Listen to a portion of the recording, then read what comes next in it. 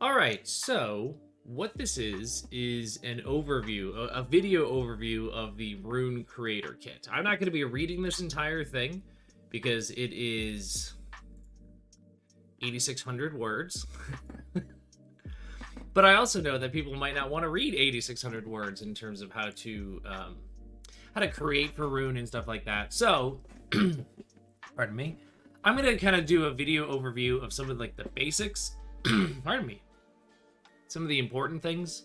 I'm gonna talk my way through some of it, just so that if you're more interested in getting like a base cursory understanding of what this is like, this will be a good starting point, and then you can go look at the doc yourself and find the specifics. By the time this gets posted up on YouTube, the Creator Kit should be live on itch. It's going to be this Google Doc and then the resource files and things like that that are associated with it. Rather than turning this into a PDF that's laid out and everything, because I'll probably be updating or changing it over time, I'm going to just be keeping it as a linked Google Doc. I just like this format better. It's easier for people too. So that's what I'm going to do. So let's talk about it. Let's talk about the Creator Kit. I wrote this over the last 2 days, which means if there's like spelling mistakes and stuff like that, that's the way of the world. But I'm getting this ready for the Rune Jam. So depending on when you're watching this, the Rune Jam is coming up, has started, or has ended. But the Rune Jam is going to be going on between January and the end of February, and it's going to be an opportunity for people to create things for Rune. So when I run these sorts of jams, I like to create a creator kit to go alongside the game so that folks have some ideas and some advice on what the creation of content for that game looks like, how to do it. And it's kind of just me talking about it. So I treat creator kits like I treat the Lumen SRD. I think of them as like a toolbox with like tools that you can use or toys that you can play with, and a conversation. Very conversational approach to the way that I write things and I talk about things. And I'm not really going to be super prescriptive on what you have to do when making stuff for Rune. But I hope you find this to be particularly useful. Like I said, this will be a doc, and then there will be resource files that you'll be able to access to that will have like blank templates to follow if you want to make realms in the same format, or weapon cards, or enemy cards, or any sorts of cards or tech like that. If you want it to be consistent in style with Rune, those affinity files will be available to you freely. But you're not beholden to use those at all. You can certainly just make it your own, and that is also very cool. So here's the first thing that you need to think about when it comes to making something for Rune, is like the scale of buy-in that you want to do when making something. Do you want to make a lot or a little? And basically that's kind of like the two approaches. I'm calling them like realm approach or realm style and a la carte. The realm style is how I design Rune, or how I design things for Rune. I design an entire realm at a time, and that has all of the components that are in Rune. It has weapons, gear, enemies, Rune Lord, points, actions, lore, all of that exists in a realm. It's like writing an adventure for a game. Or you could do the a la carte approach, where you're like, I just want to make some weapons, maybe like a couple of enemies and stuff to fight. That's totally cool. If you want to do a smaller buy-in and you don't want to make a whole realm, you don't want to deal with points and lore and all of that stuff, and you just want to make some cool weapons, that's also really, really cool. The Creator Kit is going to be for both approaches. I'm going to be writing it under the assumption that you're creating a realm, but all of the advice that exists in like the creating weapons and stuff like that applies to the a la carte approach. If you're interested in doing like that smaller a la carte sort of vibe, here's some ideas about what you could do if you don't want to do the whole realm thing. I've seen some folks like be interested in making like new starting equipment. I think that's a really cool idea, right? So maybe some new, there's the starting equipment that's in the rulebook. Maybe you want to add to it. Maybe you want to make a couple of new weapons that feel like good starter stuff, or even like collections. Like maybe you are somebody who played Elden Ring this last year, like me, And there's like the starting character types that have like different stat spreads and armors and stuff that they start with. Well, since there's not stat spreads and stuff like that in RUNE, you could still come up with like collections of weapons that are like, this is how you play. If you want to be a knight as your starting thing, here's what you get, right? I think that could be cool, right? Doesn't have to be attached to a realm or anything like that. I think it's a really interesting way to start. But let's sort of work under the assumption that you want to go whole hog into this. What does that look like? It means creating a realm. A realm, I want you to think about it as like creating an adventure. And it's very self-contained, these sorts of things. They're not open sandboxes for somebody to explore. I know it kind of seems that way given like the point crawl aspect of it. But a realm can't really be super open because this is a solo RPG. Because it's a solo RPG, you have to give some rails. You have to give some guidance for what the player can and can't do. And so we're going to create a somewhat rail-based system of exploring a world of your creation. And how do you start? Start with a theme, man. You got to start with a theme. I emphasize this multiple times throughout the document. The theme is your best friend. Don't make a map first. Don't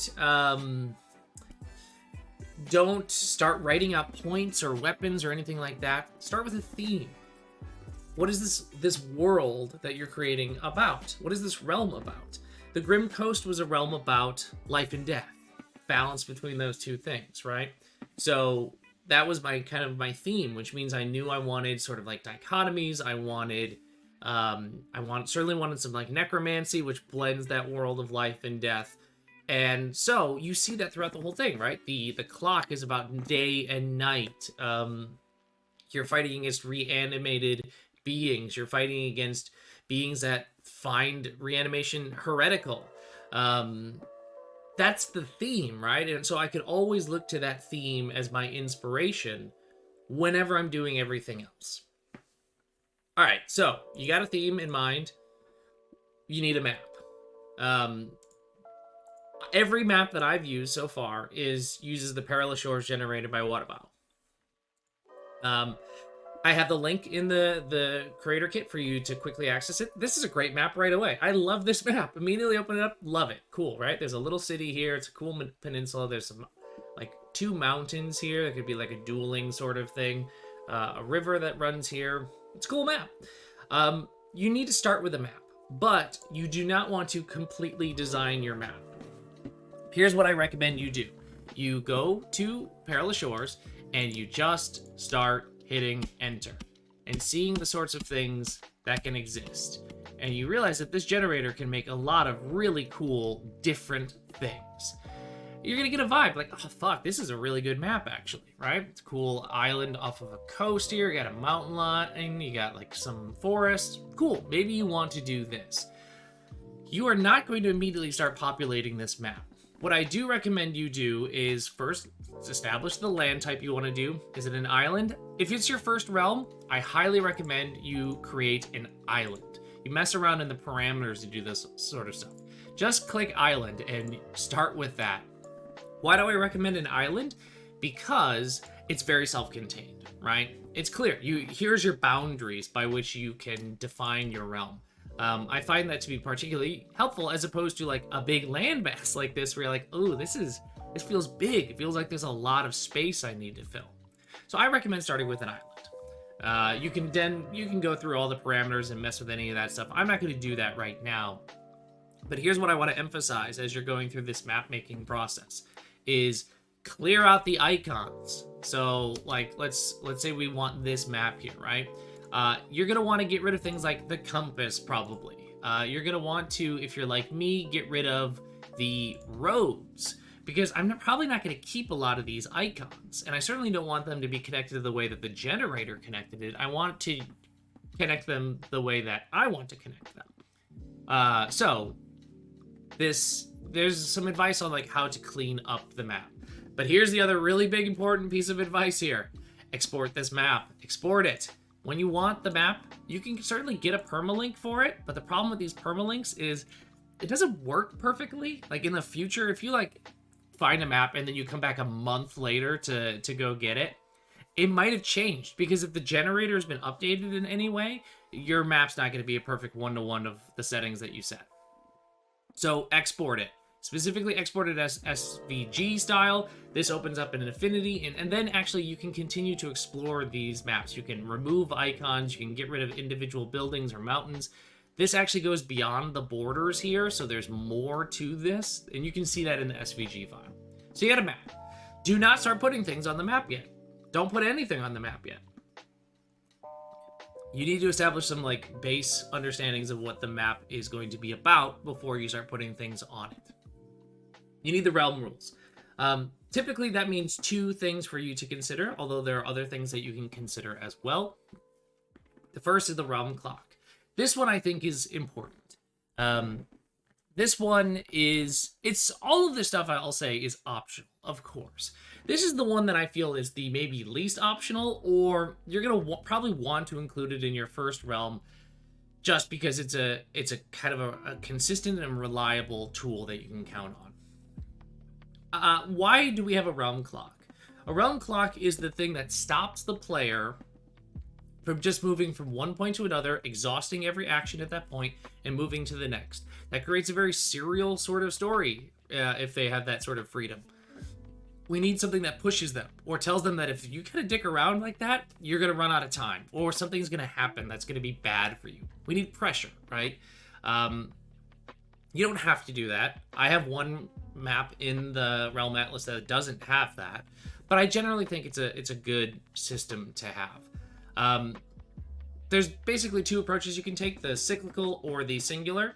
The cyclical is sort of like the tamer version of the clock. It's when you want something very predictable, low impact effect for the map. So the day-night cycle in the Grim Coast is a great example of this, right? All it does is say what actions are available to you at a point depending on if it's day or night. And that's just going to repeat. And that's not like scary to the engraved, but it does make them think about what they can or can't do at a given time. You can make cycles that maybe have some bad stuff when it fills up. But generally speaking, cyclical clocks are not scary, as opposed to the singular clocks, which are much scarier. Singular clocks are going to be those clocks that they don't reset. So when it fills up, something bad happens. Binary Stars, Cragcliff Reformatory, which is something that I played, you can actually see the link right here, is a great example of this. This is an example of a realm where as the clock fills up, bad shit starts happening. And really bad shit happens when it completely fills, but also there are moments along that clock that when it happens, big, impactful, permanent things happen to the realm itself. The singular clock is also really nice when you don't want to have to think about like a resetting cycle of your map, but it's just like, I just want to think of like 3 penalties that are going to happen if you take too long. The singular clock is a good way to do that. You do need to think about what makes that clock tick, though. And really think about this part. Moving and doing actions are typically are going to be the most typical things that tick the clock. But that's a really dangerous approach to take if you're doing a singular clock. So if you're doing a singular clock and it ticks every time you move and every time you do an action, it's going to fill very quickly. So you're going to want to be, you're going to want to be thoughtful about what makes things click or tick on the clock. So maybe only doing certain types of actions or moving along certain types of paths. Dying is a good one. Generally speaking, be thoughtful as to why things are ticking as opposed to just making everything tick the clock. The reason everything ticks the clock in the Grim Coast is because it's a cyclical clock that has no real danger to the player of it being night and day. So it gives the player the freedom to switch between those two, as opposed to another clock where if it fills up, you're dead. You don't want it to be every time the player moves or does an action. Hey, Nikki, good to see you. The death penalty is the other big one for Realm rules to think about. And There's a lot of discussion and debate, actually, on this, whether or not you should or should not have it. Death penalties are interesting if they're not extremely punitive. So, a death penalty is the engraved is going to eventually die when they wander your realm. What happens when they die? Well, they're going to respawn at Sigil, and that alone is enough of a penalty because they died. They lost the fight. They're going to have to go back and do it again. If you want to make things worse for them, you can do that.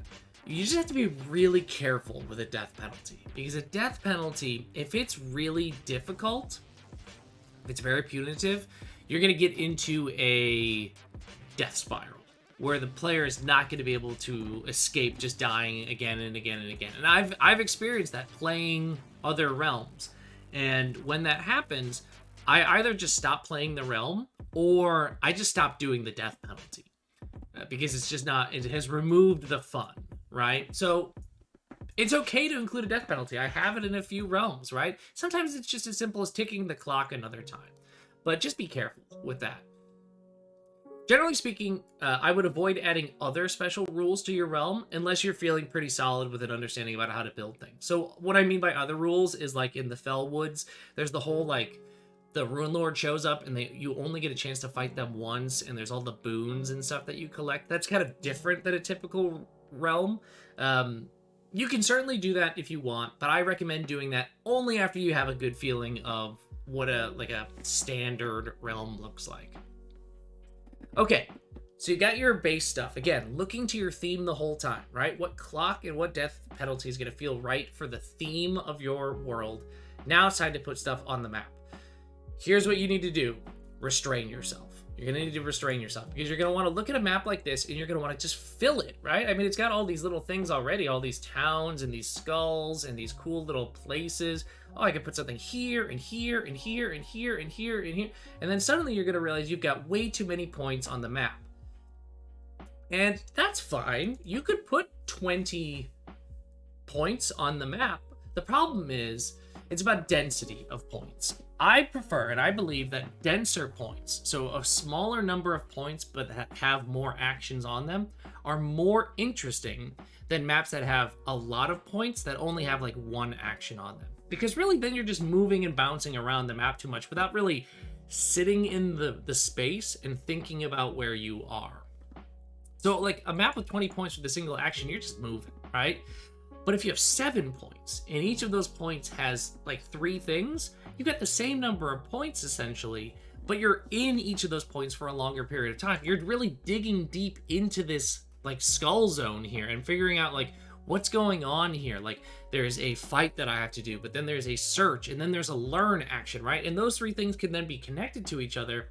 And I feel like I've learned a lot about the realm by sitting in that point rather than moving around. So hold back your desire to make lots and lots of points. It's okay to do it, but I would start small. 2 different ways to do this, and I've done both, so neither of these is the correct way. One is you could just put the points on the map first, right? You might just be like, okay, I'm going to put something here, I'm going to put something here, put something here, here, and you just put the markers on the map and figure out what they are later. I've done that plenty of times. Or you could write it out first. You could think, okay, thematically, this is a realm of, it's a graveyard, a realm full of undead, right? So I'm going to need a graveyard. So I'm going to write out the concept of my graveyard point. And there's going to be a great castle, right? And then there's going to be a spooky coastline. And so you create those points, like the base ideas of them, and then you look at the map and go, okay, so where's my graveyard going to live? You can go either direction. Both work. Both have been very successful for me. So whichever you prefer. The one point that you do need to include is a sigil. You need a sigil on your map. That's going to be point 1. But here's the important thing that I want to mention about the sigil point is my advice, when possible, is to make the sigil connected to 2 points at the very beginning, instead of the sigil being connected to just one other point. It's not always possible, and I don't always do that, but it's nice when you do, because it creates player choice immediately when they start playing. Because if there's point 1 where the sigil is, and it's only connected to point 2, right? It's a prescriptive story moment, right? It's like you're always going to go here, and you're going to get the next story beats here. As opposed to, here's point 1 where you're starting. You can go left to point 2, or you can go right to point 3. Ooh, that's interesting, right? Which way am I going to go? I went to 3, but my friend went to 2, which led them off in this direction, and I went off in this direction, which means we experienced the realm differently. It's like, it's a lesson that I learned when I was doing character creation rules for things like Nova and Light and stuff like that, where I had like the attributes, and I said, okay, so you've got 10 points to spend across the 3 attributes, but each attribute has to be at least 1. Well, then you don't really have 10 points to spend, you have 7 points to spend, because each attribute has to be with 1 at the start, right? So you might as well just say each attribute starts at 1, and you've got 7 to spend on top of that, right? It's just thinking about that, like, do you know for sure what the first step is? Putting 1 point into each attribute? I do. So then that means they have 7 points left. Same thing going on here. If I know that they're only going to move to this point, is that as exciting as letting them split off into 2 different directions? There's a question. Can you have 2 starting sigils that get locked down when choosing one over the other? I think that's a really cool idea. So 2 starting sigil points, opposite sides of the map or something like that, are going to create a really interesting dichotomy, right? Where somebody's going to go, well, I started over in the northeast corner, and I started in the southwest corner. And we had, we saw things in the realm in different orders. I think that's a really clever idea. I think that's very cool. I do have the idea that you could add another, you could add another sigil point if you want as like a secondary thing along the way. That's if you have particularly large maps. I do like the idea of having 2 and then having 1 kind of like disappear after you've made your choice. Oh, hey, Dice Ghost. We're not talking about multiplayer Rune. We're just talking about, there's a really cool idea about having 2 different starting sigil points, and the one that you choose kind of eliminates or locks away the other one, so that there's kind of like 2 different approaches that you can enter the map. Okay.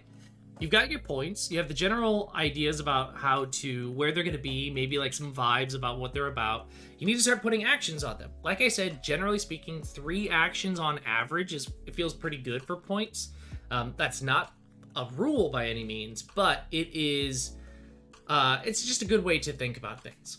If you're not sure how to start a point, put a search on it. Put a search action on it. It's the most straightforward one. Just think about a small little gift that you can give the engraved that lives at that point that is somewhat connected to the theme of the point as well. Boom, right?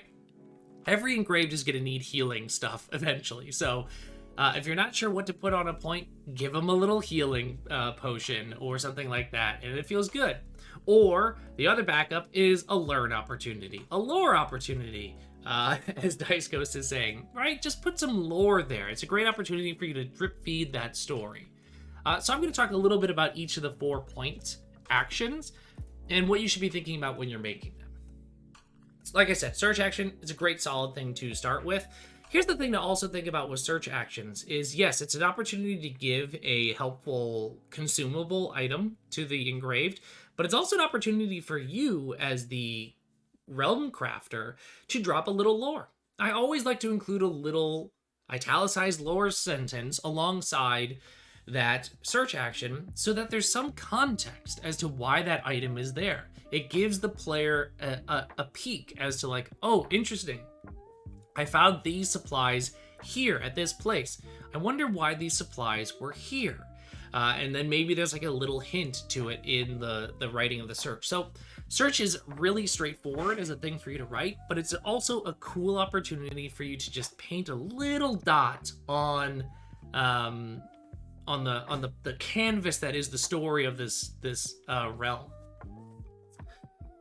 It is the magic of Souls-like games that keeps you going, right? Like that lore is just, oh, I love it so much.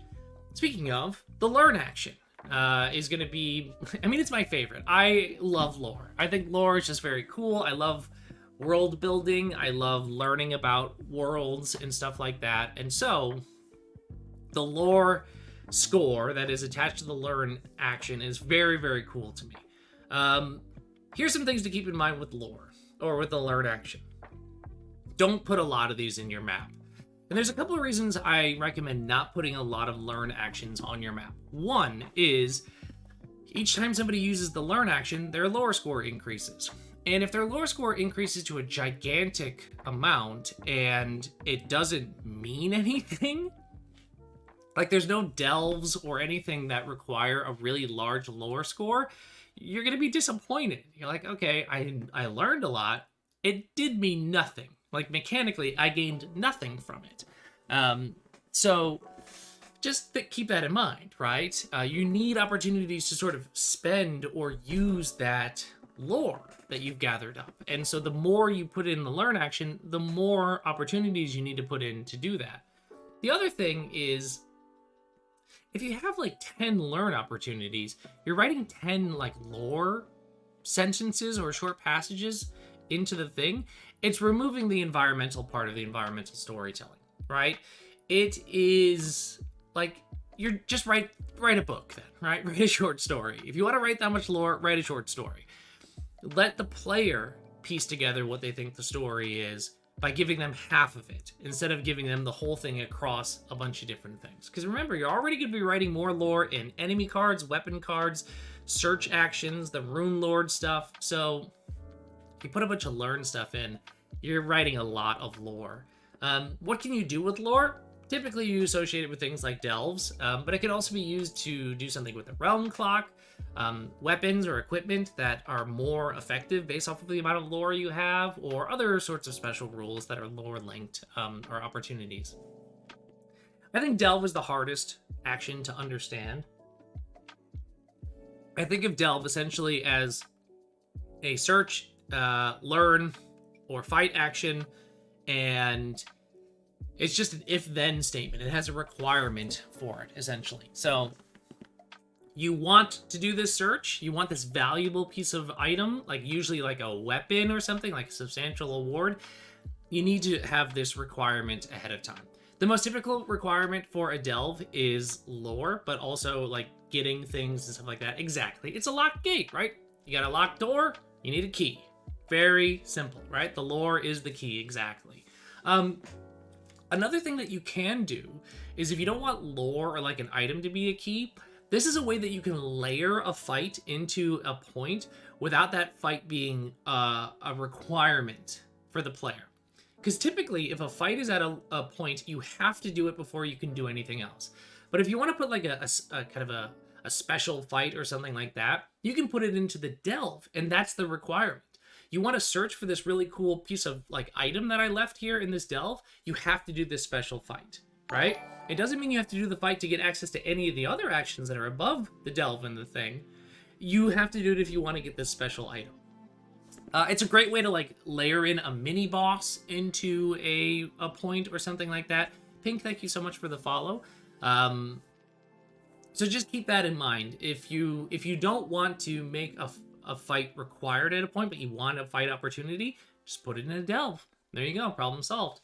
Speaking of fights, you're gonna want to put fights on your map, right? It's a Souls-like game, and you gotta have that combat opportunity. But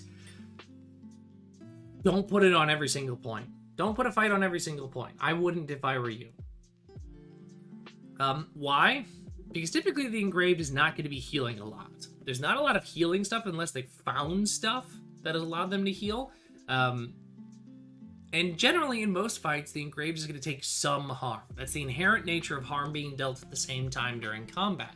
So be careful about just putting one fight after another. You will wear that person down. And that's fine. They're supposed to die.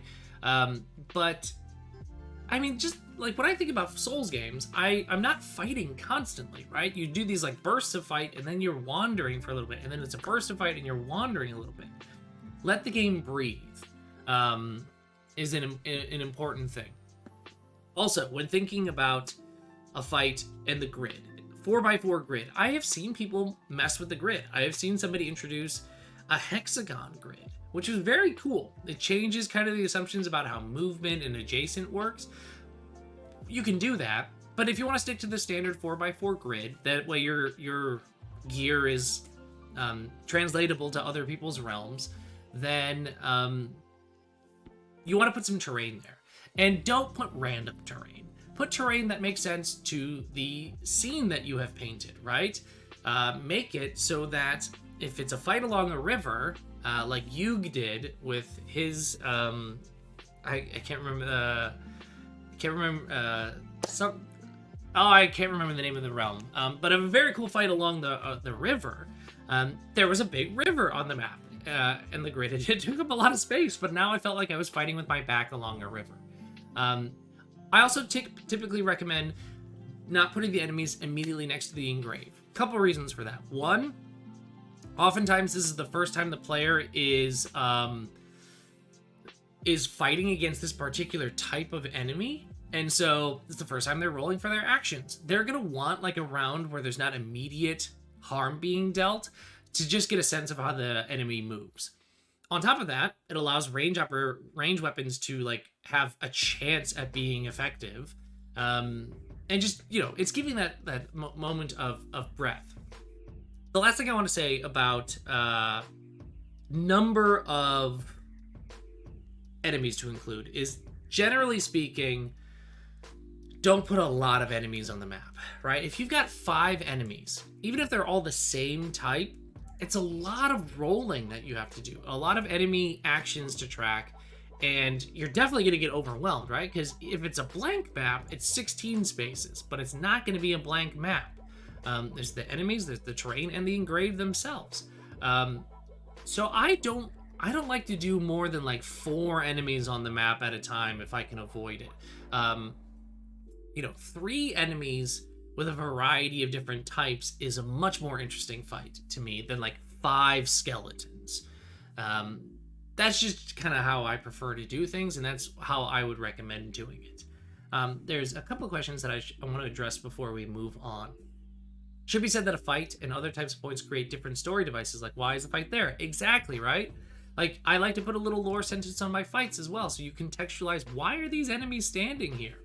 I'm good. I'm glad Sean, that the square grid helped you manage the combat. There's a question. Are you allowed to introduce items that mess with the terrain or utilize the terrain in unique ways? Absolutely. I think that's really cool, right? Maybe you have a type of weapon that doesn't get the penalty from difficult terrain, because normally difficult terrain, it reduces your harm that you deal. But maybe you've got like a very nimble like dagger or something, right? And so it's not going to get like caught up on walls and other stuff, and so it ignores difficult terrain penalties. Or you've got a spell that ignores like permanent terrain line of sight nonsense or stuff like that, right? That could be interesting to include. I think that would be really, really neat. You can also introduce special rules to fights. Don't do this on every single fight, because then somebody has to learn how to fight every turn, but like time limits, reinforcements, and stuff like that can really help if that's thematically important to your realm. A note on stamina. The stamina 2 is kind of meant to be like where you stay as an engraved. You are not meant to increase your stamina permanently as you play Rune more and more and more, because then you're just going to become way too powerful. But I like the idea, and this has been a thing that a few folks have introduced, is having a thing on your realm where the player gets to increase their stamina to 3 while they're in that realm, right? So like going back to the Fellwoods, and I'm not going to spoil it because in case you've not played the Fellwoods, but there's a place where you can get stamina 3 and you get to keep that for the realm. And that's really powerful, right? Now you've got 3 dice that you roll in combat. It's not something that you get to take to another realm, but it's something that you got because you did something cool, like a really hard delve, or you fought a mini boss or something like that. Consider adding that to your point if you want to do something like that.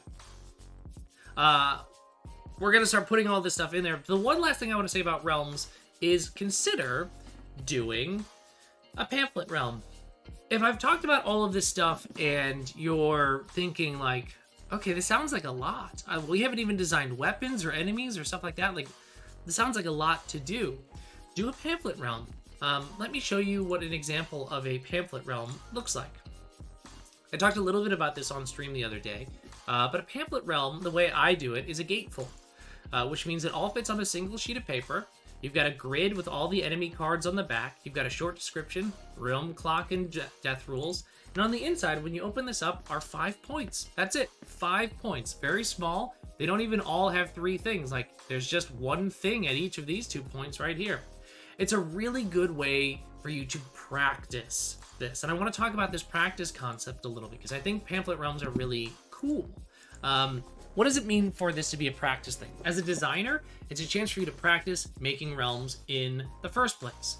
Don't want to make 12 points because that sounds like a lot. Make 5, right? Practice making 5. It gives you chances to write searches for the first time, delves for the first time, lore for the first time. It's also a chance for you to introduce new tech. Maybe you want to try adding a weird special rule or how enemies move, but you're not sure if it's a good idea, and you don't want to make a whole realm where maybe you've wasted a lot of time where that idea is not a good idea. Do a pamphlet realm, right? Because then you can try it, and you can try it much faster at a much smaller buy-in on your part. The other thing is it's a practice opportunity for the players. So maybe you're interested in... You got like some cool new weapons or a new rune. Like you just finished a realm. You got a cool new weapon while you were there, and you got the rune from killing the rune lord. And you're like, I want to try a new build. Well, runes are locked in when you go into a realm. So if you don't want to be locked into this new rune, go to a pamphlet realm, right? Try a build there, because there's usually only going to be like 1 or 2 fights there, and that's it. So you have a chance to try your new weapons, a chance to try your new rune, and then boom, you're like, actually, I think I need a little more range, or oh, I need more movement. I'm not getting enough movement out of the gear that I have. Let me swap these things out, right? It's a great opportunity for the players to practice small realm play, builds and weapons and stuff like that before they go to the bigger realms. So I highly recommend, as your first attempt at making a realm, trying a pamphlet realm. Although writing things at small scale can be difficult, I'm not saying that it's going to be inherently easier, but it's just something for you to consider. All right, a couple things for me to catch up on chat before we talk about making stuff. Dottie says, my rune gives stamina 3, but cuts your starting HP by 50%. That's interesting. Ooh, that's an interesting rune. That could be kind of fun to play with, right? Oh, Sean, by the way, thank you for the follow. I appreciate that, right? So, like, starting HP is at 50%. Ooh, right? So that's like 5 health most of the time, unless you've got like another health boon that you gathered somewhere. But you got 3 stamina. I love that. Yeah, I like the compact size as well. Short iteration cycle. It was a lot of fun to play with. I want to see more realms designed around traveling between realms, like a sailing journey. Oh, that'd be kind of cool too. Like some sort of like refresh period between things, and really kind of like think about what it means to travel between stuff. All right, so you want to make stuff, right? You want to actually like fill that realm that you just made, or you skipped all of that because you don't want to make a realm and you just want to make some stuff. Let's talk about making stuff then. Generally speaking, these are the 5 things that you'll be making: weapons, gear, enemies, rune lords, runes. There might be other things like, you know, consumables and stuff like that. I'm not going to write a lot of advice on how to make a consumable. Just make something that makes sense to your world. But let's talk about these things. Weapons, right? There are no advancement rules in RUNE. Your character's not getting permanent increases to stamina, lore, and health. It all comes from builds, which means weapons are very important. Before you start making a weapon, think about your theme, if you're attaching it to a realm. If you're not attaching it to a realm, just think about a very cool weapon that you want to make. Oh, hi, Clover. What does it mean to make a weapon? What do you need? Well, there's the resources, the templates that you can follow. Hi, Clover. There's the resources that you can follow to or use to have a template for making that card. You want to think about a couple things. The type of weapon. Most of the time, the type of weapon does not matter. But there are some like pieces of gear or runes or things like that that might matter depending on the type of the weapon. And that's going to be like, you know, you might have a rune that gives you increased harm on all spells, right? Doesn't help you if you've got a sword, but if you bring 2 spells to a fight and you have that rune attached, it's really helpful. So it's helpful to just put a type on a weapon, even if you have no intention of doing anything with it, because you never know. It might trigger off of somebody else's stuff that they've made for a realm. Range. There's kind of like 4 ranges I want to talk about when you're thinking about your weapon. Same range. I'm going to say don't make a weapon that's at the same range. And that's very intentional. You'll see that there's virtually no weapons that hit at same in the stuff that I've made, because I want the enemies to be the only ones that can do that. In doing that, they are the ones that can enter the engraved space and be a threat.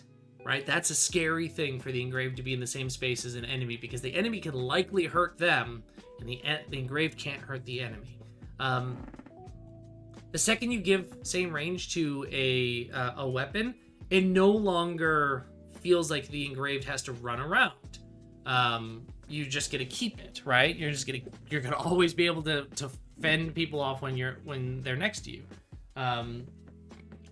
So if you do want to add something that has a same component, I recommend just limiting it, making it deal not a lot of harm, or that only certain dice values, like it's very limited, like only on 5s and 6s can it be used. That's what I would recommend if you want to do something same. Adjacent is the opposite. Adjacent is the best range, is what I think. Adjacent is great because it's going to work against a lot of enemies. Most enemies are going to hit you at adjacent as well. You still have to think about positioning.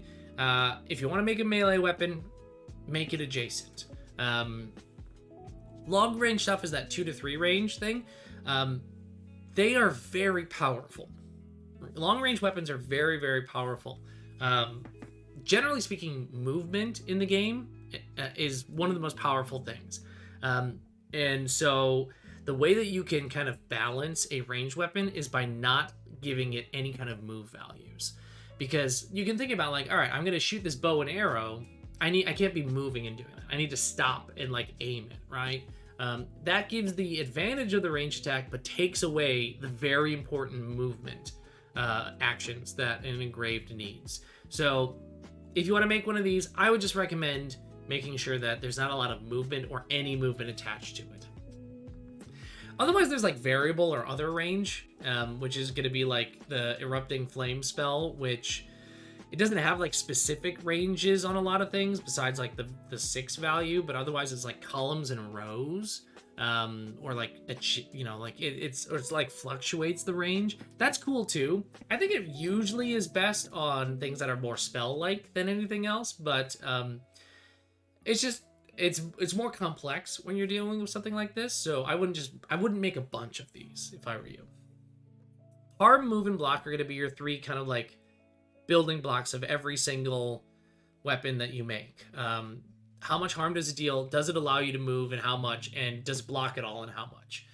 It's probably going to deal harm because it's a weapon, but the other 2 are maybe or maybe not there. Generally speaking, it should be harming more than blocking, except for shields, which should only block. I like to give weapons like typically a max harm of 3. Now, giving it more is totally fine. You'll see there are examples of that, but there's limited situations where you can do it. Like you need like a 5 or a 6. I like 1 to 3 because typically that means it's going to take like 2 good attacks to take out an enemy. You can do more, but generally I like to think about bringing that harm down and making the play about movement and positioning rather than I'm going to just kill you in 2 rolls. Movement is, I think, the most powerful action in the game, right? You don't need to block if you can move yourself exactly where you need to be. Movement is unbelievably powerful in this game, which means you need to include it on weapons, because without it, the engraved is going to really suffer. But if you add too much of it, like if you give a weapon the ability to like consistently move 3 spaces, fights become kind of meaningless because you can just dance around enemies all day long and wait for exactly the moment that you want. So I would just be careful about how much movement you add. Drop the harm if you're adding a lot of movement. And vice versa, right? Things that deal lots of harm probably don't let you move very much. You can kind of think of those two things balancing against each other. Of course, you could just block, right? Blocking is really nice. Really, blocking is only something you should put on things like shields. If you want to put it on a weapon that also deals harm, I would essentially make the harm like non-existent or really, really low. Like it deals 1 harm and then also blocks. Things that can do both at high levels is OP. It's very powerful. Unless you like can't move, and then you can get a, it's all a balancing act between those 3 things. If those are the 3 like fundamental, the Strider boots are very good. Strider boots are very good. If those are kind of like the foundational building blocks, then keywords and special effects are the things that make your weapon yours. It's the thing that you designed, as opposed to just like another spear or sword or something like that. Keywords are going to be things like cleave, right? They're those italicized words that get attached to certain dice values, so they only happen when you can activate that action set of the weapon. They're usually pretty good, they're pretty potent, because they're specialized in when they can be used. Special effects are going to be more like always on persistent things. They could be like if-then statements, but they're also just generally like, this is just always happening as long as you have this particular weapon equipped. They're also a great opportunity to kind of like understand a little bit of the lore of this weapon, right? Like, oh, okay, this weapon like drains the health of enemies. Why? Why does it let me do that, right? You're giving an opportunity for the player to connect the weapon to the realm that you're making, or if it's not attached to a realm, it's for them to start going like, this is interesting. I wonder where this came from. Where did this weird sword come from? It is very cool. In terms of dice values, there's no formula. I don't use a formula or anything like that to decide which dice values to use or how many to use. Generally speaking, I don't make any weapons that work on every single dice value, meaning like even that long sword, which is really good, doesn't have anything that works on a 1. So like that's a nice balanced weapon that starts at 2 and goes all the way to 6, but 1s don't work for it.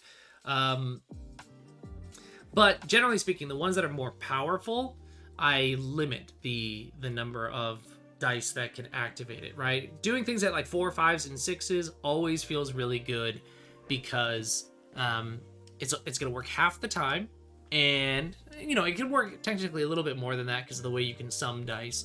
But those are when you want to like make a cool weapon that has like a really powerful effect, but you don't want them getting it consistently every single turn.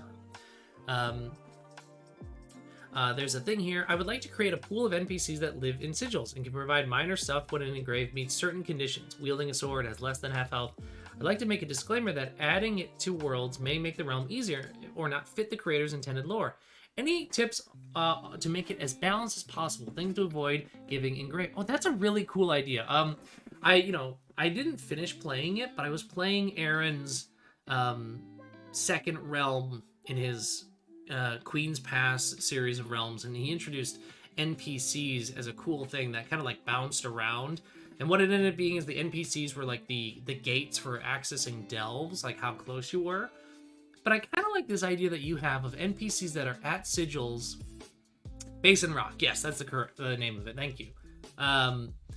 They live at sigils and they have these if-then sorts of statements. Is very cool, right? It's like taking the concept of what gear is, which is the kind of the next thing we'll talk about, and putting it on a being elsewhere in the world, right? So it's gear.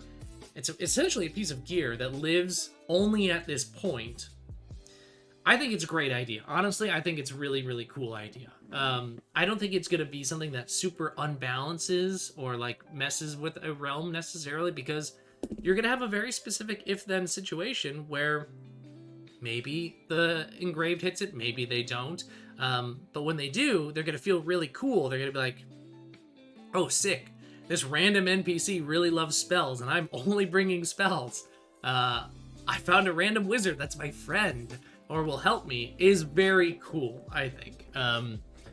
So Theo, that's what I would say to that. That's my gut reaction. Quick note on spells and versatile weapons. Spells, they work exactly the same as everything I just described, but make them weird, right? Make spells weird. It's the opportunity to add that various ranges. It's the thing to like lean in on keywords and special effects. Making a spell that kind of just does like harm and movement and blocking, like how is it really different than a sword, right? Make the spells feel weird if you're gonna make a spell. Versatile weapons also are a really cool thing to do. There's an example in one of the realms in the realm atlas that is that sort of like two modes, one-handed, two-handed sort of thing. You can think about that in terms of how you might want to do something. The last thing I want to say about weapons is, what if I want to make something really powerful? Somebody asked me. I said, I mean, you can go for it. You can do it. But if you make a weapon that like base starts at 5 harm, it's going to make fights really not interesting for most people. Unless it does 5 harm and only hits on 6s or something like that, right? You just have to be careful with adding really powerful weapons to the game, because if you want to give it a shit ton of harm, for example, just don't let you move with it, right? There's a balancing act between those 3 things of harm, move, and blocking. And harm and move in particular are very intrinsically linked to one another, in my opinion. And so if you want to make these fuck off swords that just do so much damage, just make the person plant their feet and they have to face whatever consequences come from not being able to move. Gear is the other thing that you're making for the engraved.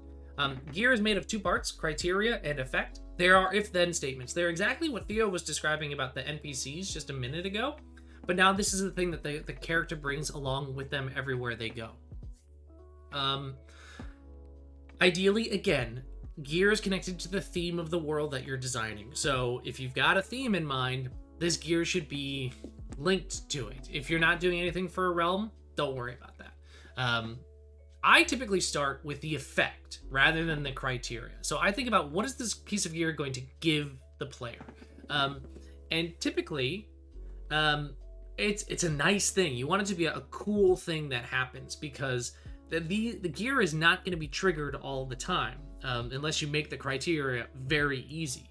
And as a result, you want these bonuses when gear activate to feel like, oh shit, this is awesome. This saved me in this moment, right? So like suddenly being able to increase your harm or heal yourself or gain a bunch of movement or like slow the movement of enemies down, like debuff enemies. A shield, like a layer of armor that covers you suddenly in a moment of panic, right? That's cool stuff when it triggers. So make the effect feel cool. And then once you've got that, think about what would make that situation happen, right? So like there's a piece of gear in the starting equipment that increases the harm that you deal, but also increases the amount of harm that you take. And it's linked to this kind of concept of being like rage filled, right? And so if you are surrounded by enemies, you're going to deal and take a lot more damage if you have that piece of gear. That criteria links nicely to the effect. You don't always have to do that. Sometimes, I bullshit it sometimes. I just be like, I don't know, a pair of dice, right? It could be any pair, but if you get a pair, this thing activates. It means it's not going to activate all the time, but when it does, it's exciting. You're like, oh, cool. I rolled 2 4s. I get to heal a little bit. Nice. Feels nice when you roll a pair of things, so also feels nice when you heal. So you can link the criteria to like dice outcomes. Positioning is a common one also. Like being at half health or something like that, or these sorts of things. You only have spells or adjacent weapons equipped. If you have this, then you're getting this effect.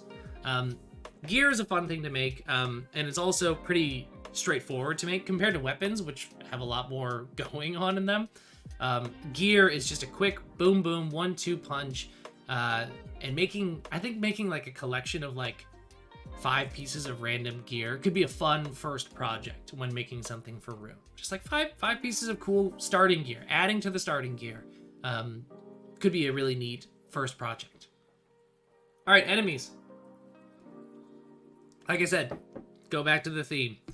If it's a pirate realm and I'm not fighting any pirates, I'm gonna be upset, right? But like was mentioned earlier on stream, right? If you go to a fight and you find these particular enemies there, why are they there, right? Are they protecting this point? Are they searching for something at this point and you've interrupted their search? Are they guarding something? Be intentional with the enemies that you create so that that there's, you know, it feels cool when you're like, oh wow, I finally found the necromancer in this realm full of undead things. That makes sense. You want that moment, right? I'm gonna take a quick break on enemies because there's a cool question. Would it be fine to make an evolving piece of gear? I think that's a cool idea, right? So it gets better over certain iterations, and so you could make like a multi-phase piece. Like every time you collect a new rune, it gets powered up, or you know, the criteria has multiple tiers to it, multiple effects. So like when you're at full health, it has this small effect. When you're at half health, it has this bigger effect. When you're at 1 health, it has this really big effect, or something like that. I think that could be a neat thing to do. Going back to this concept of type, just like weapons, type really doesn't matter for most enemies, but some weapons do certain effects against things like undead or beast or whatever, right? So just slap a type on there, and even if it doesn't do anything in like, you know, your a la carte enemy creation, you never know, it might trigger off somebody else's thing. Or if you've played another realm and you know there's gear out there that affects undead enemies, make another undead enemy for somebody to fight, so that that cool weapon that they have is cool against another enemy. Something to think about. I was thinking this gear upgrades with each rune you acquire up to. Yeah, I think that's a great idea, right? You know, you have 1 rune that you start with, and if you go kill 2 more rune lords, you've maxed out on the runes that you can have equipped, and so that gear gets more powerful, right? That would be cool. Health. Okay, so this is kind of linked back up to that weapon harm stuff that I was talking about earlier. I like to give most enemies 1 or 2 more health than what an engraved could dish out on a single turn. So if I'm making a realm, I'm going to look at the weapons that I've designed for that realm. I'm going to see how much harm they can typically do. And then I'm going to go, let's make the enemy slightly more powerful, right? 4 to 5 is a sweet spot because most engraved can't kill something at 4 to 5 in one swing. Unless they brought no shield. If they brought like just murder weapons, then they can, but they're also going to take a lot of harm. So I like doing this sort of stuff. Sure, put an enemy in there that can get 1 shot, but I like to have most of them be like 2-shot enemies. Don't give them a lot of health, especially just regular enemies, right? They should not have a lot of health. The scarier enemies that are not unique or rune lords should have like 7 to 9 health. And that's still like a lot. It's so boring sitting there just slapping something again and again and again with your sword, whittling down 50 health, right? That's not fun. You make the fight fun by making the enemies terrifying, not something that you have to slog your way through. Range is something to really think about with an enemy. Most enemies work great at adjacent, and if you're going to give them adjacent, give them same. I mentioned this earlier. Same range is reserved for enemies, essentially. That's what makes them scary in combat. They can hurt the engraved in the same spot. The engraved can't hurt them back.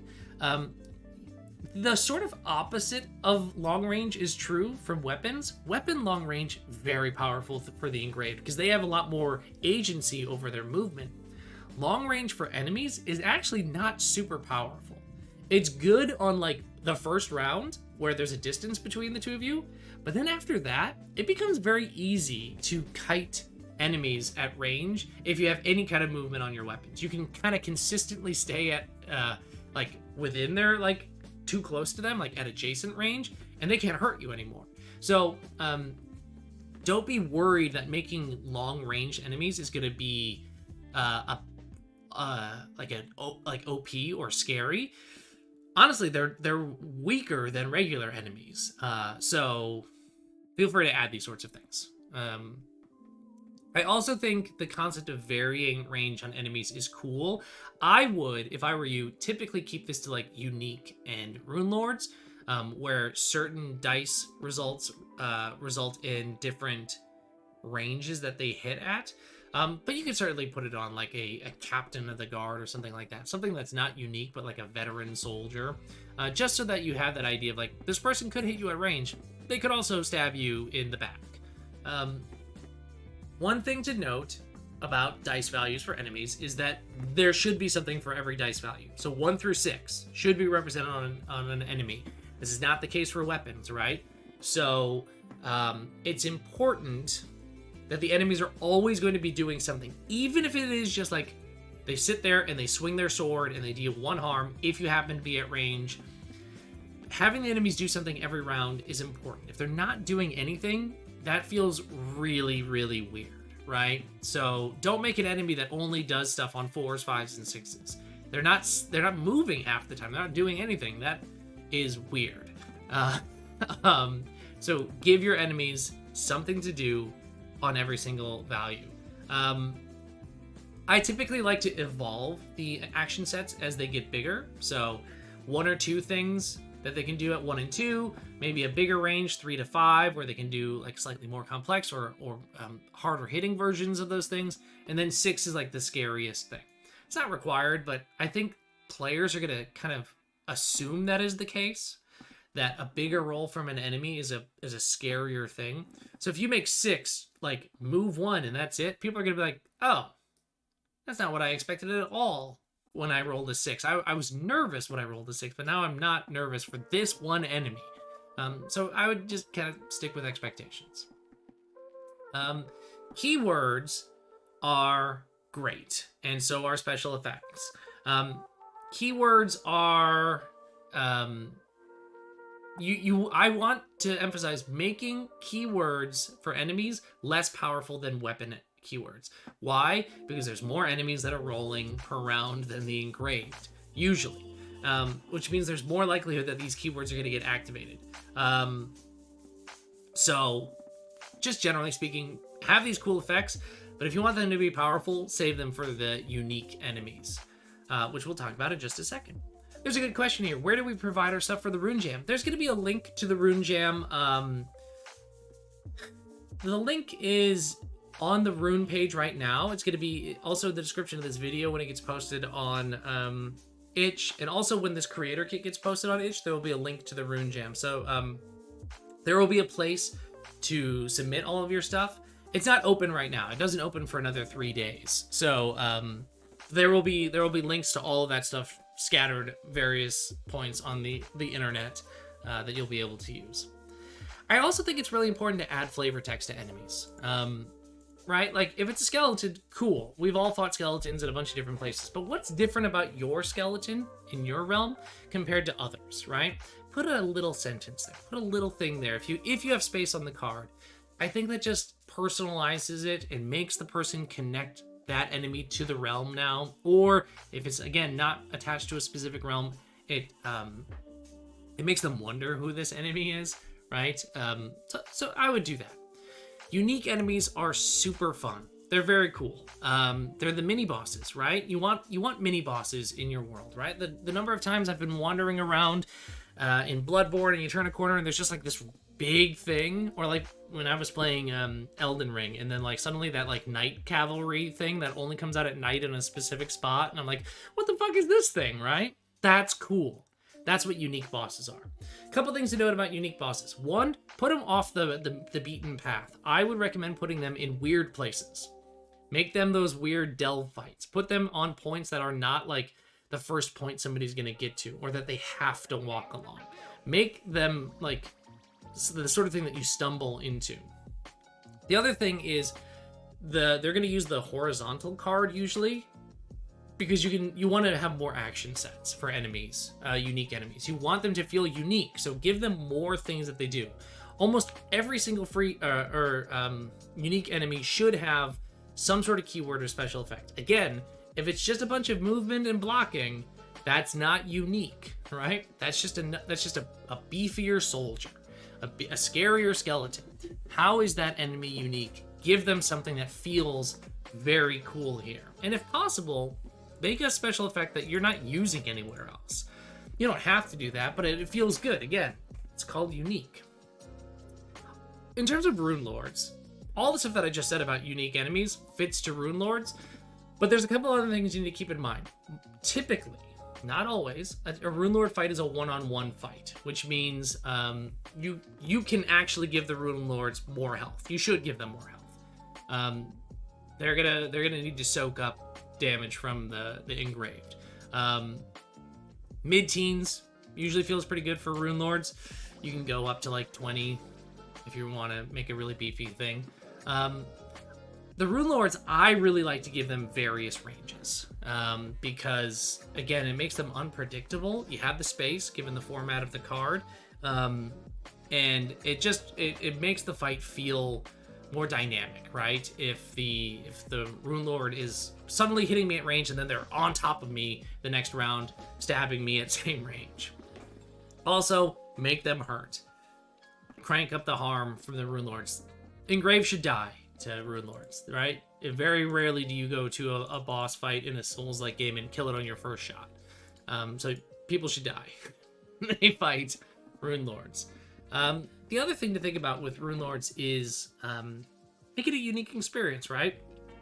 Introduce those special rules to fights. You have more space when writing a Rune Lord fight than any other fight in the realm. So like add things like a time limit, add things like the environment shifts. There's the phase thing that I did with Grim Coast, right? Like make the Rune Lord feel that it's just dripping with the theme of what this realm is all about, and make the fight feel like that as well. Last couple things about Rune Lords. You can do something with weaknesses. Only do this if you want to. You don't have to, but like, you know, in the Grim Coast, you can get something that is effective against undead, and the Rune Lord is an undead person, so you can be more powerful against them. That's cool. Also, generally speaking, the Rune Lord should not be somebody that you can just like go knock on their door and fight. You should hide them or put them behind some gates. The last thing that you're going to make is the rune, right? The rune. Once you kill that Rune Lord, what do you get? Runes are typically two different things. They're either consistent or consumable. Consistent runes are just like passive, ongoing things, like +2 max health, right? You just always have that as long as you have that rune equipped, or you always roll an extra stamina on the first round of combat, and that's just always a thing that happens. The other is consumable, and those are going to be like once per fight. You can do blank, like once per fight, heal 5. Okay, cool. It's a sudden surge of health. That's really powerful. It's very powerful. You could even do that are like once per realm this thing happens, and that feels very cool when it happens. Just remember that if you only make those sort like consumable types of runes, then people are going to be hesitant to spend them, right? Like, how many times have you played a video game where you just hoarded health potions and you never spent them because you're like, I might need this in the future? People do that with consumable runes as well, where they don't want to spend them because you never know when you're going to need to use it, especially if it's like once per realm stuff. So mix it up, right? Mix it up. Last couple things to talk about. 1, hacking the game. I have 0 advice right now on how to hack the game because I haven't made a hack for the game yet. I intend on making multiple hacks for it. So when I do, this part of the doc will be updated. But hey, maybe you want to do like a sci-fi reskinning of Rune. You should do that. That'd be really cool. I have ideas about how to do this in a couple of different ways. I have a Nova hack, a Drifter's hack, a Necromancer hack planned. So hack it away. Balance. The problem with it being a solo RPG is that you're not there to like help people adjust things, and you have to trust people to adjust things on your own. So just like danger room your stuff, right? If you're making new enemies, just practice a couple of fights. Practice your new weapons, see if they're good. See if the realm clock advancing the way that you think it advances makes sense, if it feels good. And that's it. And then we've reached the end here. The last bit of advice is just on publishing it. There's going to be the game jam where you can put stuff there. Here's what I recommend doing. If you put something, you just have to put this somewhere on like your credits page or something like that, just so that people know that it's linked to Rune, but also that I did not make the thing that you made. It's your thing. You also can't use the art and assets of Rune, so don't go taking Eddie's art or Charlie's art and using it as your own. But other than that, you can do whatever you want, and I highly recommend selling your stuff. You worked hard on it, you should be rewarded for your labor. There's going to be templates, things like that you can use, plenty of resource files. You can use them as much as you'd like, or not at all, and build your own style. That's fine with me. If you do make something, submit it to the jam if the jam's still going on. If the jam's done or you don't want to do that, let me know when you make it, because there is a collection of third-party Rune content that already exists. This is stuff that it was made before the game even came out. So there's lots of stuff out there. I want to add your thing to the collection so that other people can find it more easily, and bring it into the world of Rune. And that's it. That's my advice. That's the quick rundown, and I mean that's an hour and 10 minutes as the rundown of the creator kit. Like I said, it's a long document. You can read through all of it, get a sense of more detail about all of these things. But that's all I'm going to be talking about for the creator kit. So check it out. It's going to be on itch. All these resources are going to be on itch, and I hope you use it, and I hope that you find it helpful.